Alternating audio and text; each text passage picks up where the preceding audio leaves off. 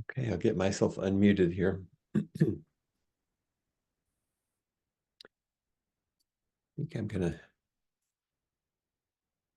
switch to gallery view just so I see as many of you as possible while I'm speaking, so I don't feel like I'm talking to myself, which is what I do most of the time, like you do.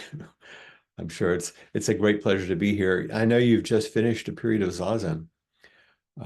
So if you need to stand up or stretch or something, please do so. Don't worry about that right now. I'm just going to make some introductory remarks, and you can probably hear me since you're in your own space. But feel free to stretch if you need, because you've been sitting. And one thing that I often do is review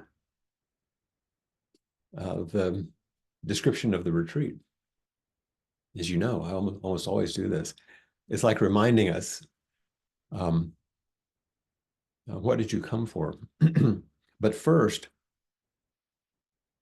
I want to do a brief dedication for our practice as an expression of gratitude for being here. So if you would, here's the dedication. Some of you know, may all awakened beings extend with true compassion their luminous mirror wisdom. May the merit and virtue of this retreat, along with our everyday practices, extend to all beings everywhere. May all be relieved of suffering, free from fear, longing, aversion, and ignorance. And may the way of awakening go on endlessly.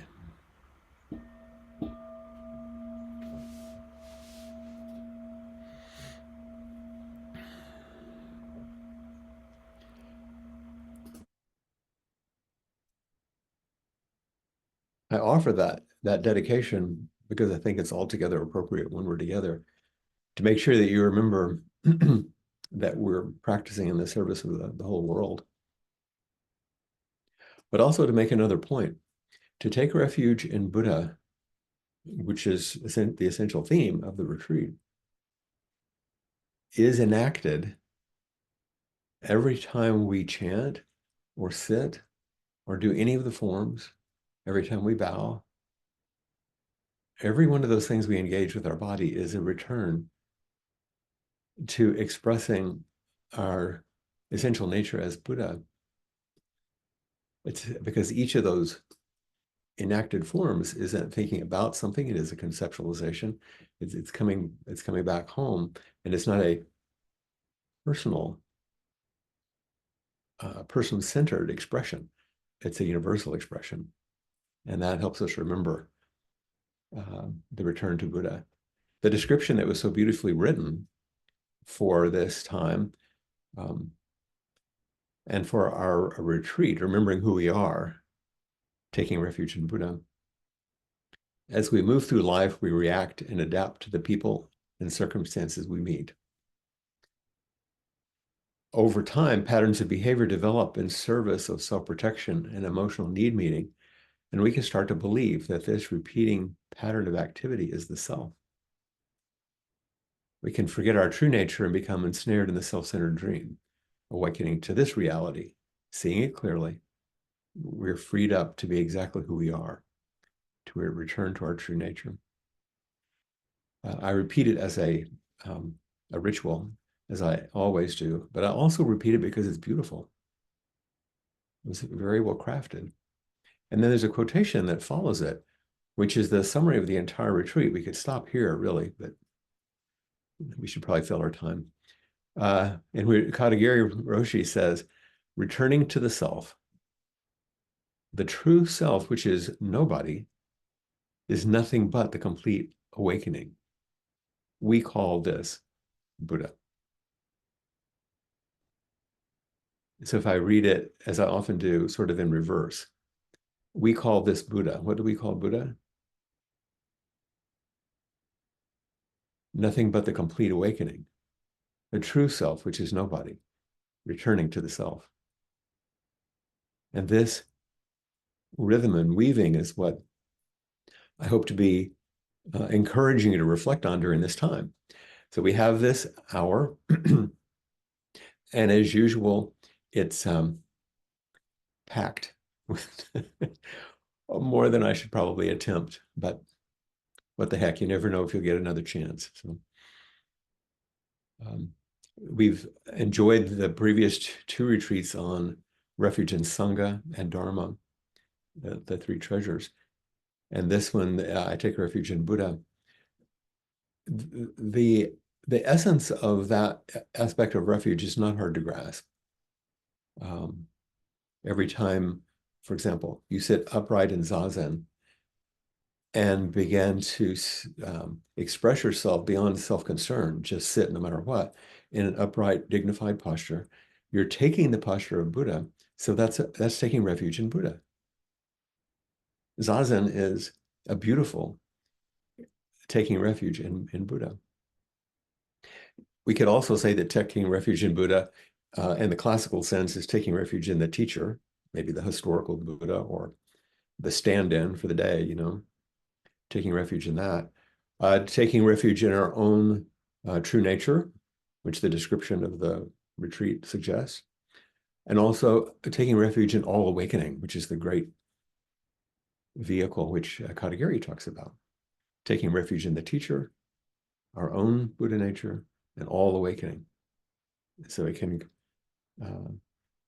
can cross many boundaries. So I'm going to give you a tiny bit of a scope of the talk, just so you know what you're in for. I'm going to talk just a little bit about the Buddhist teachings and how they transformed in the three turnings of the wheel over time. That's India. I'm going to reference Vasubandhu's revolutionary teachings on mind, also from India from the 4th and 5th century. I have this in chronological order. Then we're going to reference very quickly a koan by Nansen and Joshu from the 8th and 9th century, moving to China. We're going to integrate all of this through Zazen Shin by Dogen, 13th century Japan and China. Also Hakuin Zenji's integration through the Song of Zazen, 17th and 18th century Japan.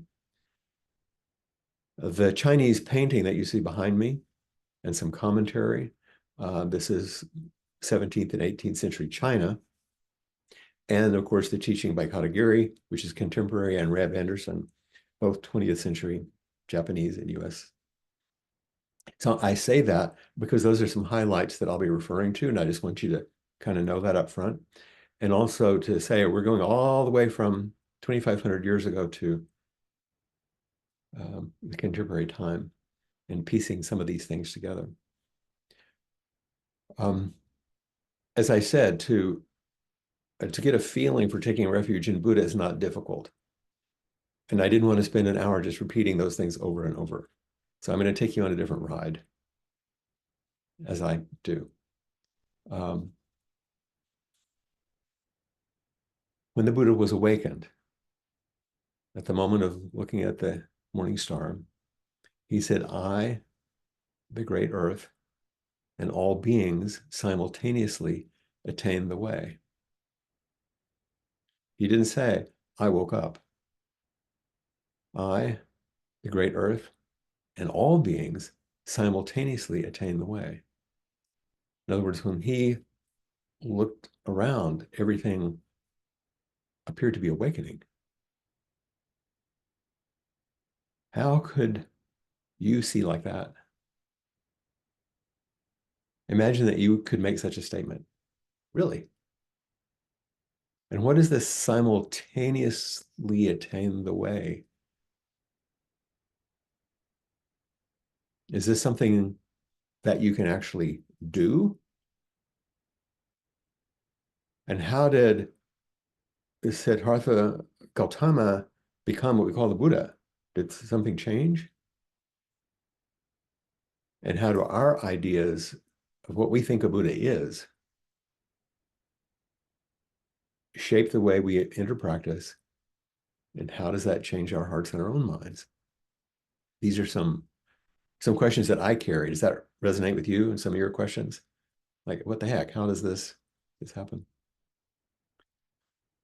So I'm going to attempt to address some of those as we imagine taking refuge in Buddha. I know that there'll be a lot of content here, and I hope that it's not too boring or too complex, because I'm having a good time. I wish you would have a good time with me. I love this stuff, you know. Sometimes you look really serious, and so I think, oh my gosh, you know, it is serious. But so here's a quote from Reb Anderson. This is in his book, The Third Turning of the Wheel, when he's talking about the three ways in which Buddhist teachings have evolved. And I say this also because, you know, in the last two retreats we had on Sangha and Dharma, we touched on, and this is very particular, by the way, to the Awakening Together group, like, who are you and what are you doing and how are you going to practice? There's these deep questions that flow through the universal teachings. Is how is it going to be manifest, particularly? So just listen to this quotation. It's not too long, just a few sentences. Reb says, a Buddha is someone who sees the way things really are. When we see the way things really are, we see that we're all in this together, that we are all interdependent. A great surpassing love arises from that wisdom. And that love leads a Buddha to wish that all beings would open to this wisdom and be free of the misery that arises by ignoring the way things are. Buddhas appear in the world because they want us to have a Buddha's wisdom, so that we will love every single being completely and protect every single being without exception and without limit, just as all the Buddhas do. So it's a, you know, Reb has a certain way of speaking. A Buddha is someone who sees the way things really are. When we see things that way, so he's suggesting that you could see the way a Buddha sees. A great surpassing love arises from that wisdom, that clear seeing. And then he also says something interesting. Buddhas appear in the world because they want us to have Buddha's wisdom, so that we'll love everybody completely and protect all beings without exception, without limit, just as all Buddhists do. This is kind of a welcoming in. It's a good thing to have here at the first of the talk. Buddha taught in many different audiences, as you know, just like I do, only he didn't have Zoom. And the threads of the teachings sometimes got entangled with each other because they weren't laid out systematically sometimes. So people sometimes got confused with what some of the teachings were, these three turnings of the wheel.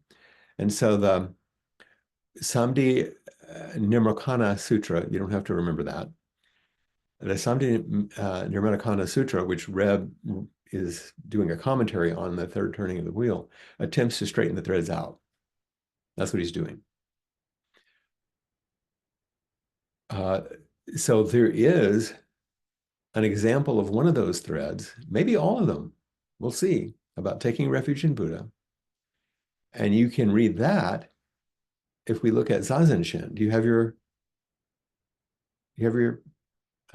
document that we were chanting this morning, Zazen Shin, Dogen? And if you don't have it in front of you, just listen. I'm gonna repeat it. And since you're muted, you can say it with me if you want. You don't have to. But let's just take a look at it quickly. Zazen Shin.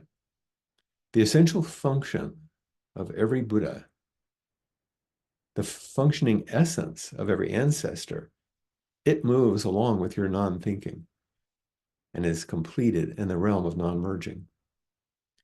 As it moves along with your non-thinking, its appearance is immediate, as it is completed in the realm of non-merging. Completeness itself is realization. If its appearance is immediate, you have no defilement. When completeness is realization, you stay at neither the general nor the particular if you have immediacy without defilement. Immediacy is dropping away with no obstacles. Realization, neither general nor particular, is effort without desire. Clear water all the way to the bottom. The fish swims like a fish. Vast sky, transparent throughout. A bird flies like a bird. And I don't know about you, but always, when you read something like this from Dogen, there's something that moves deeply and it's kind of beautiful, but it's also like, what?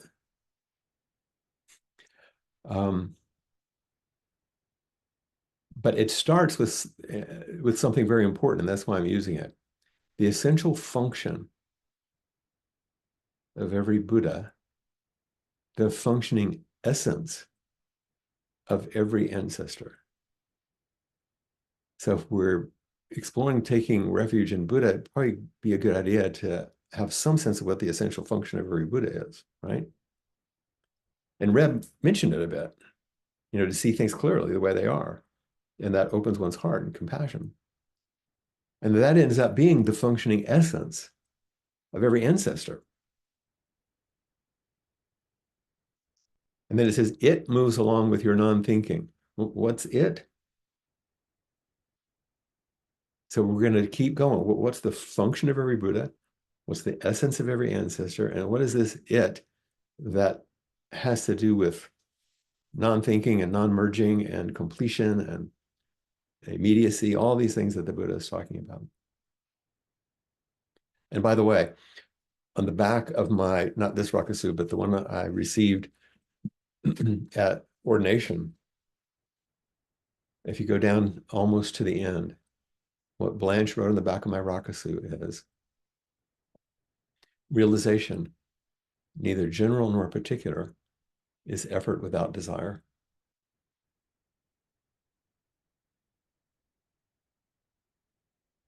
As I'm being ordained, she says, oh, what's effort without desire, Flint? You're going to wear that. The achievement-oriented person here.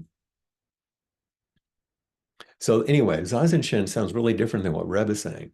Because Reb says Buddhas appear in the world because they want us to have Buddha's wisdom. They want us to love every single being completely and protect everybody without limit. So where's the love in Zazen Shin? It's like, what? It doesn't sound very heart-centered, does it? What is this essential function of every Buddha? And the essential essence of every ancestor? And what's this it that moves with non-thinking, whose appearance is immediate? How do we understand effort without desire? So these distinctions are beginning to intimate something that's a little different from what Reb is saying, because there's a difference between cultivating yourself fully and going beyond yourself. Something I mentioned in Inquiry this week.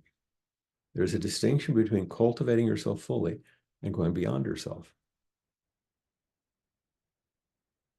It's a little facile, but I'm going to use it right just make a point right now. It's a little bit like a key distinction, but what we generally call psychological or personal work, and Zen practice and spiritual awakening. Developing yourself fully, going beyond yourself. Both work together, as we know. This is the double helix of awakening. But taking refuge in Buddha, I think, asks way more of us than personal healing. And that's where I want to take us today. We're going to step beyond that. Doesn't deny it. It's going to step us further.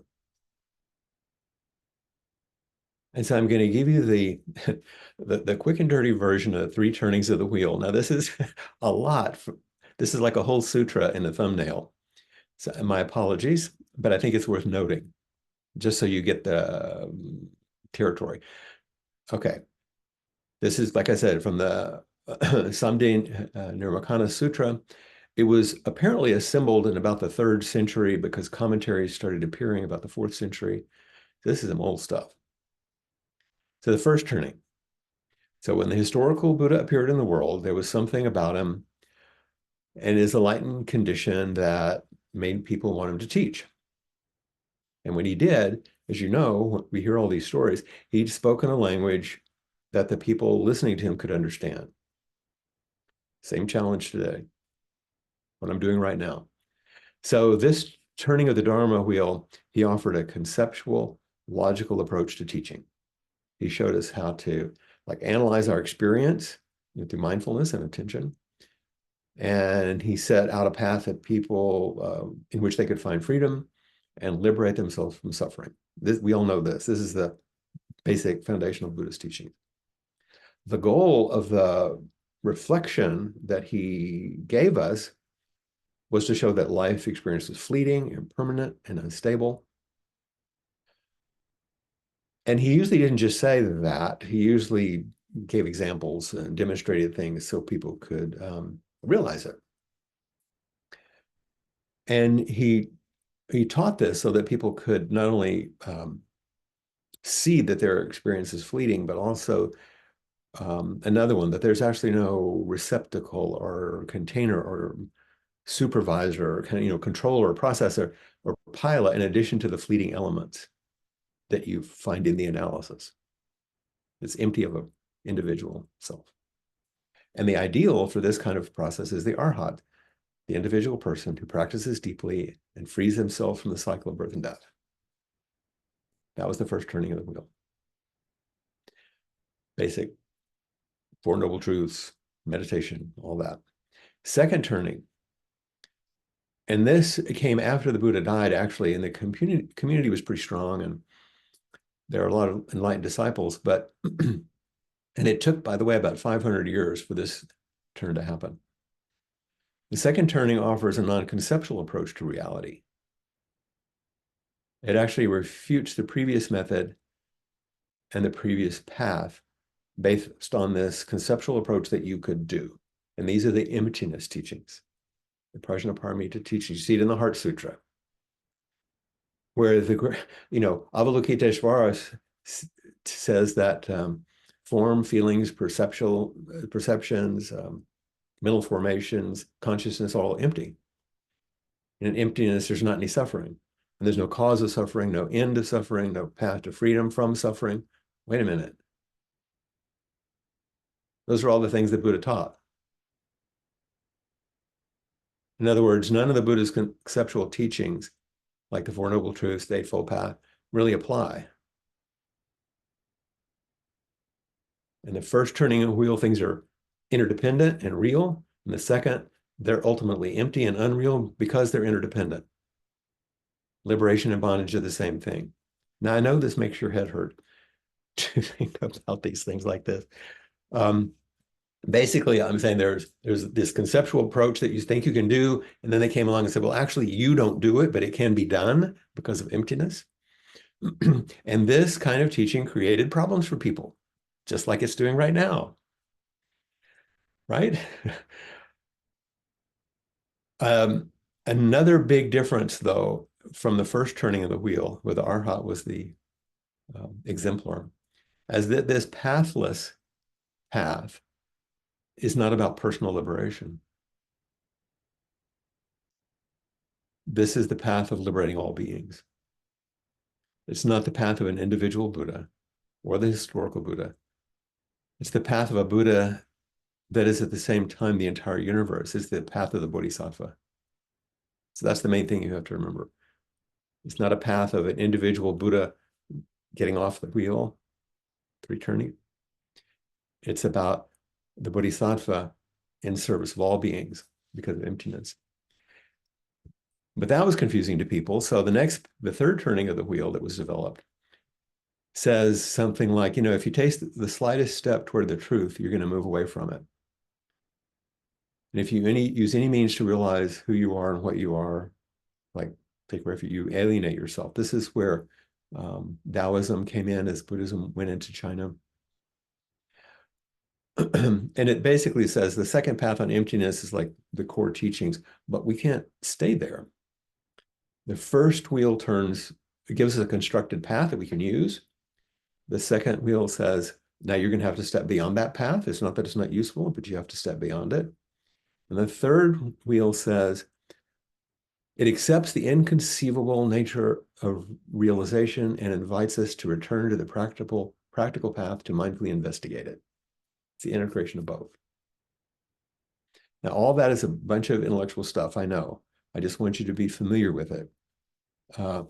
Here's, see if you can hear it, because I'm going to read a koan and see if you can hear all of that now that you have a little structure in this koan. It's one you know.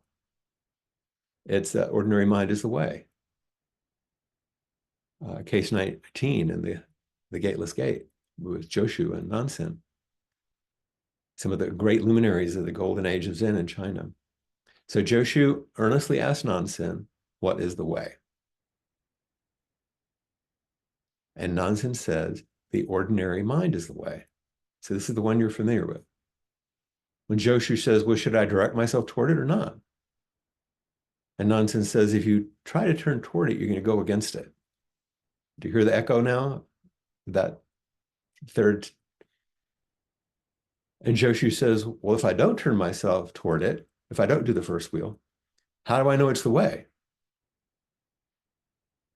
And then Nansen gives the answer which integrates them into the third turning of the wheel. Nansen says, the way does not belong to knowing or not knowing.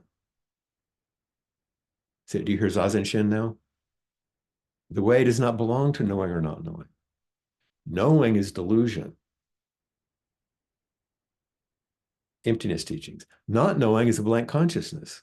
You're doing mindfulness practice. When you really reach the true way, third turning, beyond all doubt, you will find it as vast and boundless as the great empty firmament. How could it be talked about on the level of right or wrong? And of course, like all these great koans, it said at these words, Joshu was enlightened. I mean, he saw the way things are. Remember, that's what Buddhists do. And I'll mention, do you hear these, all three of these in here? That's what I want you to see, that it's alive. In Mumon's commentary on this koan, he said, Nansen was asked a question by Joshu, just heard the question. And then a curious statement, he says, and Nansen's base was shattered and melted away. He could not justify himself. And then he says, even though Joshu had come to realization, he'll have to delve into it for another 30 years before he can fully realize it. Nansen's base, where he lived, where he stood, his realization, his perspective on the world, he had to step away from that. His base was shattered and melted away. He couldn't justify it. He couldn't stay in that place because he had to meet Joshu. He wasn't destroyed. He was just said, oh, I can't hang out here. I'm going to have to meet my student and help him. And Joshu did begin to see the way things are because of the way Nansen taught him. But in the commentary, it says it'll take him another 30 years to fully realize it. I mean, all of us have to continue to practice to fully realize what we get glimpses of all the time. So do you remember the quote from Katagiri? Returning to the self, the true self, which is nobody, is nothing but the complete awakening. We call this Buddha. Returning to the self, taking refuge in Buddha, turning to the first wheel, investigating who you really are. The true self, which is nobody, emptiness teachings, second wheel, is nothing but the complete awakening, the third wheel. We call this Buddha. We call this return to Buddha. I'm going to give you a couple more examples because I know this is crazy stuff. Some of you have, oh, and I forgot to list this one, Layman Pang and the Pang family. Have you read about them sometimes? They were quite a family. They were lay people, the teachings of Layman Pang, you can see a book on it. He was reflecting on practice, the old man one time, and he said, so difficult, so difficult. It's like trying to store sesame seeds in the top of a tree. It's like practice is difficult, man. You put sesame seeds in the tree and they just fall through. Like you try over and over, but it doesn't hold. Practice is so hard. And his wife said, no, it's easy, easy. It's like placing your feet on the floor as you rise each morning from bed.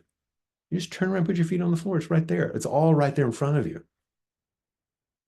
Their daughter heard them, and she said, neither difficult nor easy. He said, it's not difficult and it's not easy. You'll find the great teachings in the glistening dew balanced on the tip of every blade of grass. So once again, here's the three turnings. It's difficult. Oh, you work hard, you mindfulness practices, you all these things to try to achieve something, arrive somewhere. His wife says, no, no, no, it's already here in the emptiness. It's just like putting your feet on the floor. It's like right in front of you. And the daughter says, actually, you can't land on either one of these. But if you notice that glistening bit of dew on the tip of a piece of grass, you'll see that it's everything. One more example, just so I can sort of beat you with a kyakusu here. You know the old Zen saying, when I first was practicing the way, there were mountains were mountains and rivers were rivers. First turning. After I practiced for 30 years, I understand there's no mountains and no rivers. Emptiness teachings. Now, finally, there are mountains and rivers again. The integration of it all. But, as one poetic teacher said one time, but these mountains at the end walk and talk. These mountains and rivers leap through the sky and dance in your living room. These mountains and rivers are the fully realized mountains and rivers, because these mountains and rivers are based on the understanding that finally there aren't any mountains and rivers. We can't really understand that there are no mountains and rivers until we understand mountains and rivers. We can't really understand mountains and rivers until we understand that there are no mountains and rivers. The same is true for us, our bodies, our mind, our existence. The great psychologist and Buddhist teacher from Harvard, Jack Engler, said it more simply. You have to be somebody before you can be nobody. You do have to practice with the first turning until you can see beyond. And then you come back into the world, like in the ox herding pictures, and just live fully as a regular person, but with a very different perspective. So I know I'm going over and over in this quite a bit, but I want you to get a feeling for what it means to come back. Now, this is a territory, all this stuff, that a Buddha traverses with ease. So when you say you're taking refuge in Buddha, we have to ask, like, what are you returning to? And we say our true nature. But what is that nature? What is the nature of existence, actually? The nature of reality, of this self nature that is no self. These aren't easy things. And it seems like all these ancestors I'm quoting are suggesting that trying to sort it out intellectually is not your best GPS for the return trip to Buddha refuge. If you want to come home, if you want to fly back, intellectual understanding is not your best GPS to bring you back. So maybe a story of a person seeking the way and a beautiful painting of mountains might be the best right now. Because we're going to examine the essential function of every Buddha, which is your essential function. The essence of every ancestor, your ancestors, and the way you are becoming an ancestor. And the intimacy with it that Dogen talks about in the Zazen Shin, as it moves along with your practice,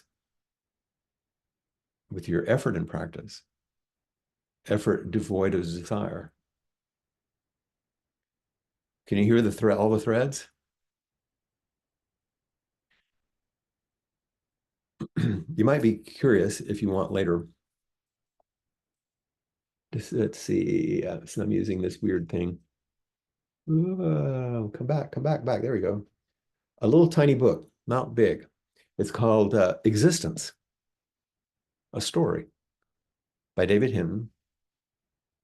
And I absolutely love the first line of the book. It says, "This is the story of existence." And it begins with a painting. This painting, which is in a museum in Peking, I believe. It was done by Shi Tu, who lived from 1642 to 1707. And he had a friend, Huang Yanlu, who was called Inkstone Wonder because, you make ink by grinding the solid stuff on stone with water. And because he was a calligrapher, he's the one who wrote the poem.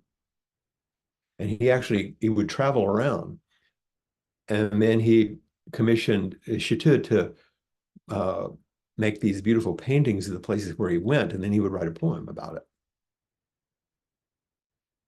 And that's what you're seeing here. That's the painting. And I'm going to use David Hinton's words here in a couple of sentences. He writes, "There is mystery everywhere in this painting, because it isn't a painting about someone gazing out into a beautiful landscape, as it might appear. Instead, it's a painting about existence, about our open and immediate experience of existence itself. And this open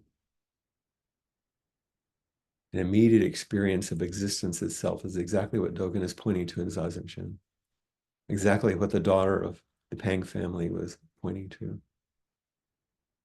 Because here I'm obviously equating existence not with some just philosophical thing, but about with Buddha nature, the way Buddha nature sees, what a Buddha does.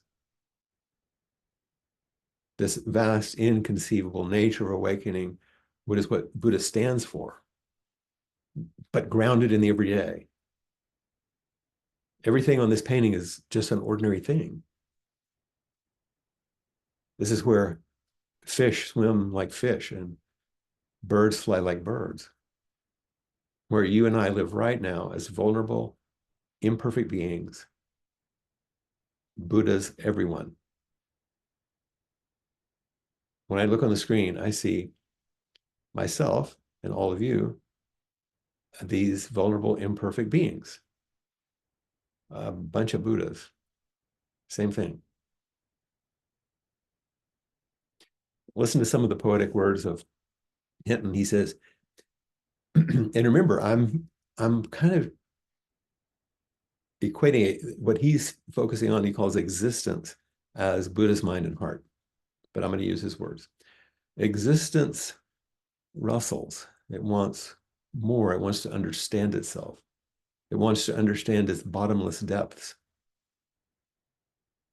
But understanding in the form of language and thought creates an interior realm.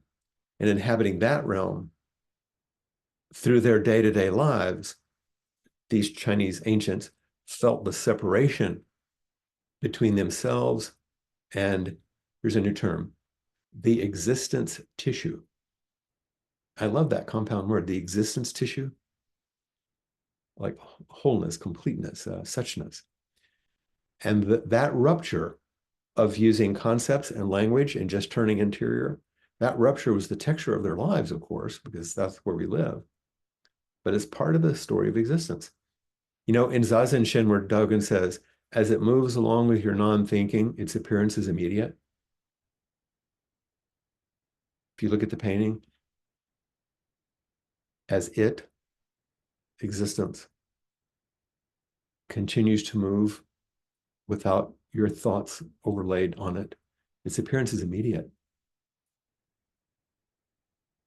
The existence tissue, it sounds like something, is an attempt, using language, to point to Buddha's existing in the world and as the world. The existence tissue is the essential function, the essence, the it. But there's more. Once again, don't try to figure this out. Just kind of go with it here. Hinton says there's a profound difference between ancient China in the modern West. Yeah, we got that. So here's the difference he wants to point out. For Chinese thought and language, they don't entail a metaphysical soul and a material existence the way Western thought and language do. This is a side note. It was very interesting. He took the poem and he was talking about the ideograms and some of the translations, which we don't need to go into, but it's very clear that in Chinese, especially that ancient way, there were no nouns and there weren't verbs and subjects. It's very different. There are these conceptual images with a lot of space around them, and you have to kind of find your way. And so it's very different than trying to nail it down like we do. Does this make sense what I'm saying? It's fascinating to look at some of this. The West's, our metaphysical rupture appears absolute and integral to the structure of reality. Or there's me, there's you, there's this, there's that. But sage wisdom in ancient China considered the rupture a loss of wholeness, losing Buddha. It was the existence tissue lost to itself. Because if your nature is that of Buddha and you begin to separate things, you begin lost of yourself. Which would have felt to the poet or the painter like a boundless dimension of himself was lost. That is why he created the world of this painting with its figure on the mountainside gazing wordlessly at all of those ridge lines. So here we get to the point. Self-cultivation in China, where Zen first emerged, so it's integral to all of our teachings. Self-cultivation in China meant healing that rupture and returning to that part of ourselves we've lost, the existence tissue, vast and deep, everything and everywhere. It meant dwelling here in the beginning where the existence tissue is whole. And that's just a very different way of talking about returning to Buddha. I take refuge in Buddha. Healing the transcendent rupture, returning to the beginning, returning to the teacher, returning to our own inner nature, returning to all awakening. And so when you hear in Zazen Shin that part that says, as it is completed, now it is this return to the beginning, to the existence tissue, to Buddha. As it is completed in the realm of non-merging, completeness itself is realization. If its appearance is immediate, you haven't started conceiving, you have no defilement. When completeness is realization, you stay in neither the general nor the particular, not the relative or absolute. If you have immediacy without defilement, immediacy is dropping away with no obstacles.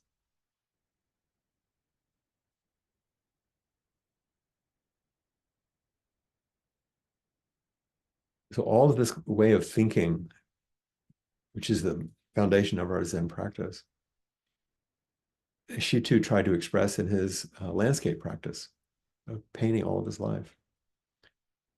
And if we could distill all of it into a moment that's portrayed in the painting like this one, and I hope you can see it okay, it would look something like this.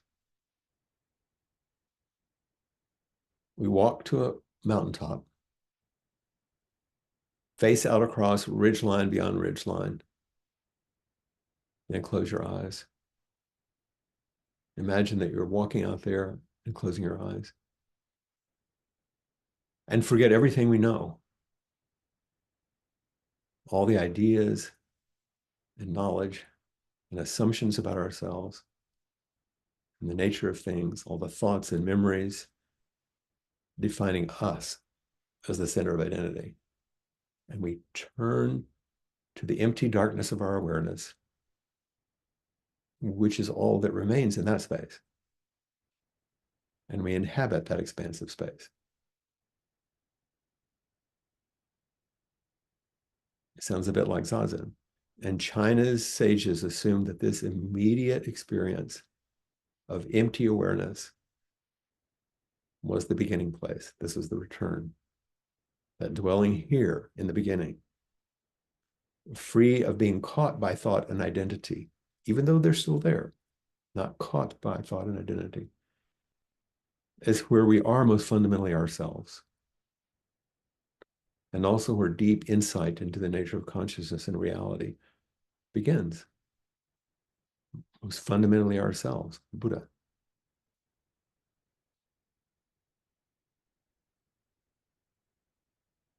And the painting establishes this perspective in kind of an extreme literal sense, because you can begin at the beginning anytime, just sit and inhabit the expansive space. And then we open our eyes, we go back into the world. But when we do, have you ever noticed this after Zazen, especially after a retreat like this? We gaze out as if it were sight seeing for the first time, gazing with no expectation at all about, you're not thinking about the nature of consciousness or reality, all this stuff I'm talking about.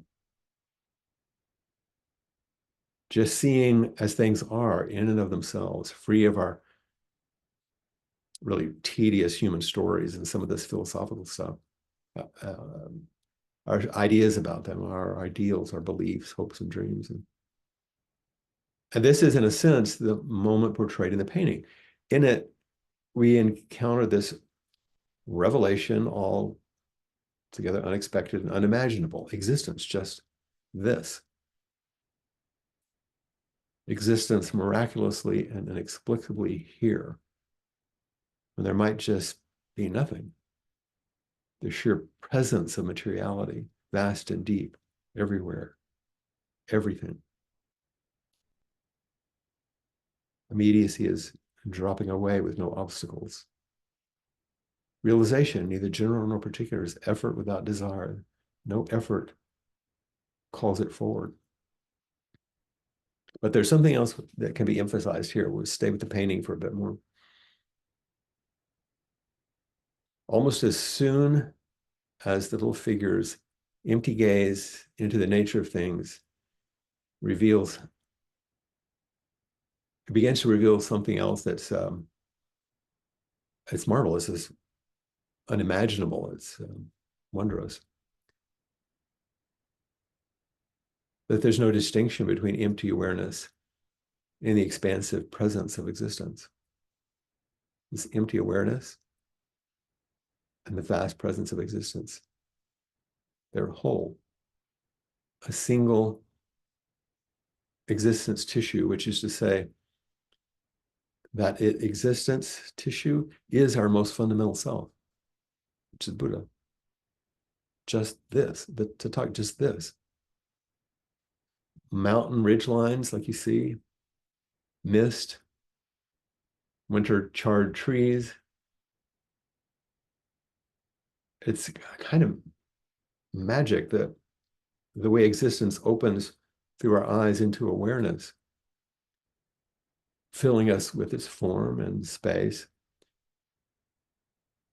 Magic the way there's no distinction between inside and outside, no separate I, separate from everything else. Though, as soon as I describe it like this, of course, it's dualistic. So here in the beginning, there's this existence tissue open to itself, miraculous and inexplicably aware of itself, vast and deep, everything, everywhere. The sheer presence of everything through our own eyes. So the story of existence is a self-portrait. This return to Buddha is a self-portrait.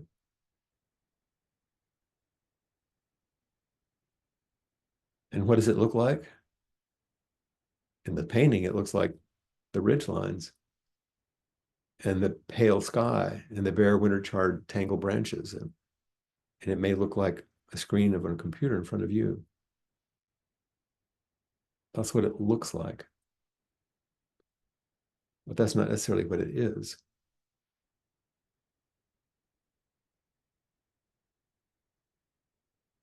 So I loved reflecting on this painting and these ideas as a way to enter a refuge to our essential nature.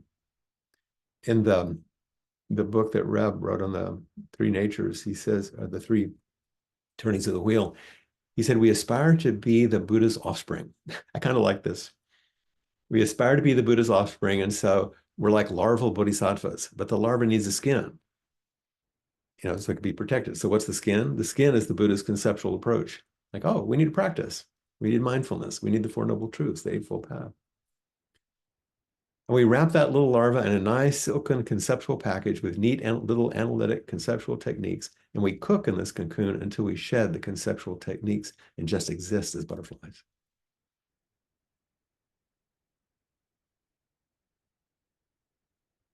And now that we're butterflies, we can teach other larvae about how to put a skin around themselves in a more selfless way because we're liberated from our concepts. And when we first come to practice, in some sense, we're like these little larvae since we haven't found our own inner truth yet. Refuge hasn't gone deep enough. So we wrap ourselves in the Buddhist teachings of the first turning, and we grow in that way. And then we drop that, and then we're just directly ourselves, our butterfly selves. And we can lay the eggs of the teachings so future generations can have them.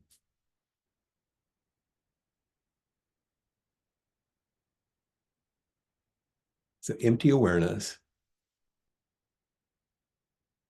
and expansive presence are of a single fabric, a single tissue. Our everyday life and our return to our own Buddha nature are all happening simultaneously.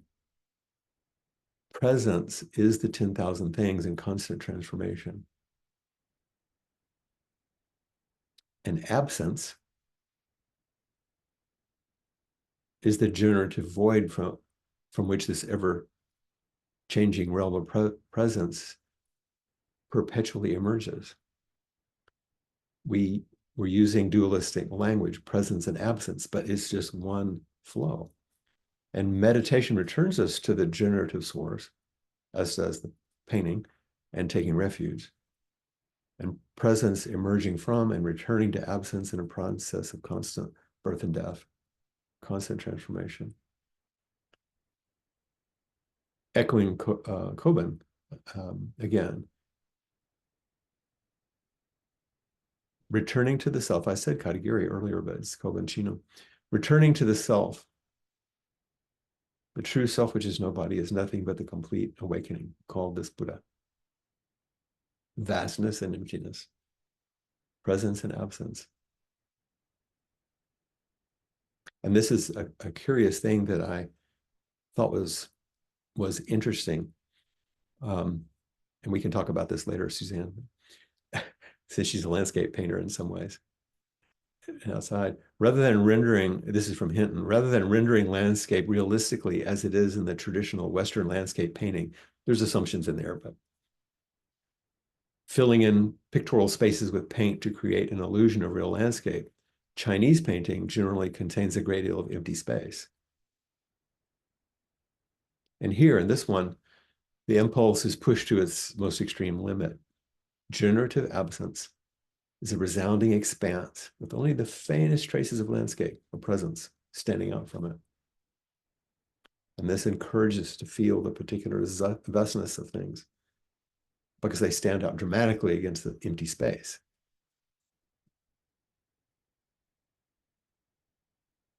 In the Song of the Jewel Mirror Samadhi by Tozan, he says, in the very beginning, first sentence, the teaching of thusness, the teaching of this thusness, has been intimately communicated by Buddhas and ancestors. Now you have it, so keep it well. It's like putting your feet on the floor in the morning when you get up out of bed. It's already been given to you. It's already on the tip of those grasses. And the Sandokai, Sakito Kisen says, the mind of the great sage of India, Buddha, is intimately communicated from east and west. It is never apart from my words. It's never apart from you right where you are all the time. It's given to you completely from the beginning.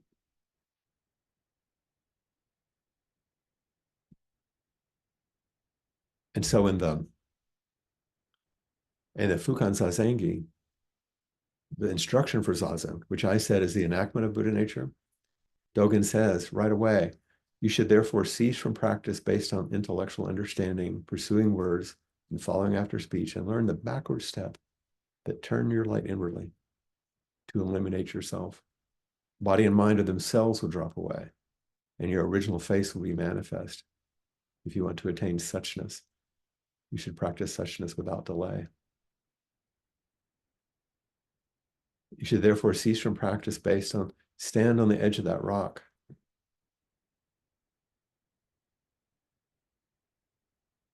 And turn your light inwardly to illuminate yourself by looking out, actually. And body and mind of themselves will drop away, and your original face will be manifest, and it will look like ridge lines in sky and trees and rocks and your friend. If you want to attain suchness, then you practice suchness because it's already given to you.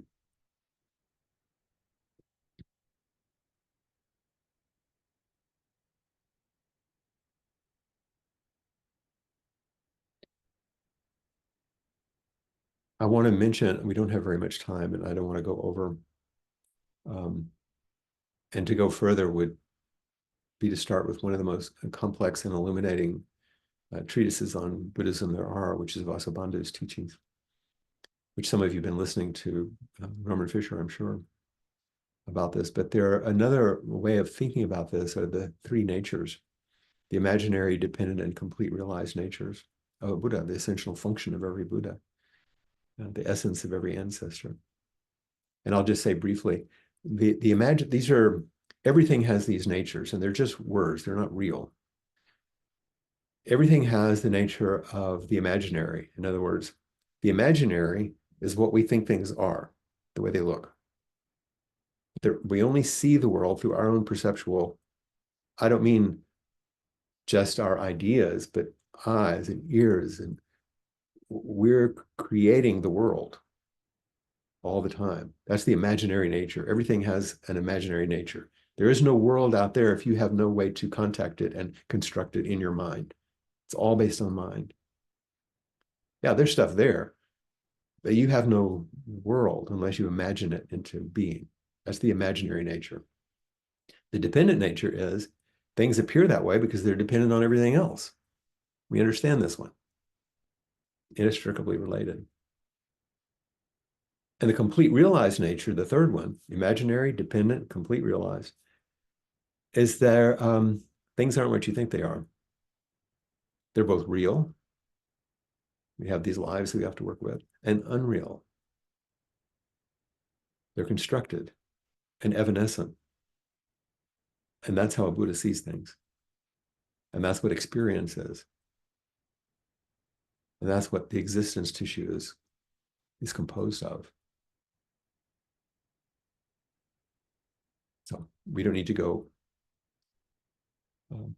too much further, but what I would like to do, I think you were given a copy of Hakuin's Song of Zazen.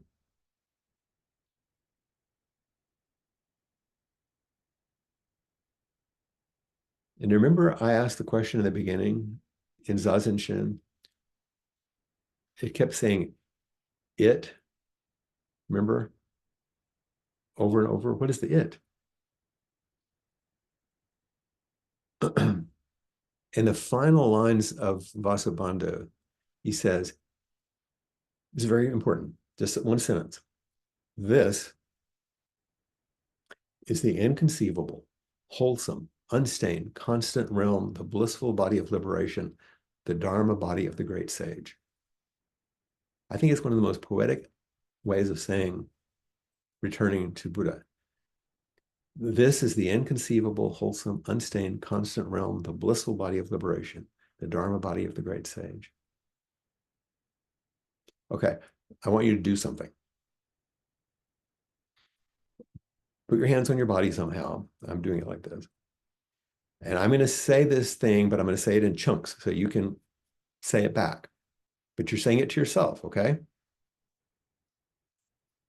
This is the inconceivable, wholesome, unstained, constant realm, the blissful body of liberation, the Dharma body of the great sage. This. Now let's say it one more time, but this time open your eyes and open your hands. Like, look around, look on the screen, but look around, not just on the screen. Look around. This is the inconceivable. Wholesome, unstained, constant realm. The blissful body of liberation. The Dharma body of the great sage. This is true. So take out your copy of Hakuin, Song of Zazen. And now, blessedly, I'm going to stop so you don't have to listen to this anymore. But you're going to hear everything that I've been talking about.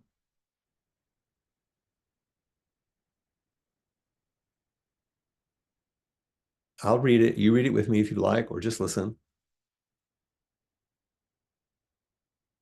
You ready? Since you're muted, you can read it out loud if you want. And the first line is enough. All beings by nature are Buddha. That is your nature. All beings by nature are Buddha. Oops, okay, somebody's unmuted somehow. Something. All beings by nature are Buddha, as ice by nature is water. Apart from water, there's no ice. Apart from beings, no Buddha. How sad that people ignore the near and search for truth afar. Like someone in the midst of water crying out in thirst. Like a child of a wealthy home, wandering among the poor.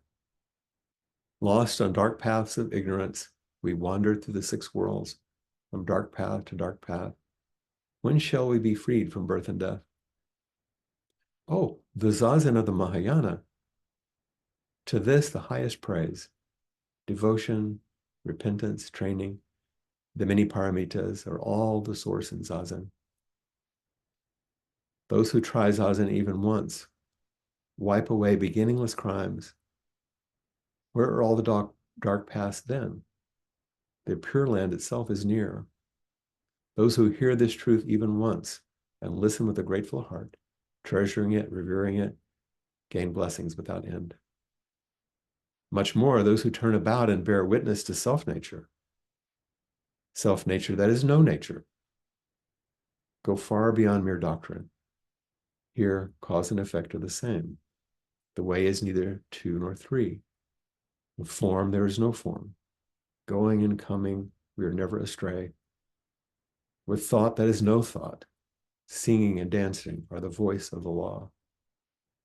Boundless and free is the sky of samadhi, bright the full moon of wisdom. Truly, is anything missing now? Nirvana is right here, before your eyes. This very place is the lotus land. This very body, the Buddha, which you just enacted a moment ago. Hakuin later said, make your upper garment into your monk's robe. Make your chair your sitting cushion. Make the mountain, rivers, and great earth your sitting platform. Make the whole universe your own personal meditation cave. This is the true practice of the sages of the past and today. So don't wait for liberation. You don't have to grab it. You don't have to get it. Because you are Buddha, you are already living in nirvana. Because you are Buddha, you are already living in nirvana. And to understand that is what refuge in Buddha means. Okay. And now I've gone a few minutes over. We have a Dharma activity so you can regain your balance or sanity after all that. And you may want to use all the time that's there and maybe just take it off of the Zazen period a little bit if you need, just so we have enough time together. Okay? Thank you very much for being patient and listening.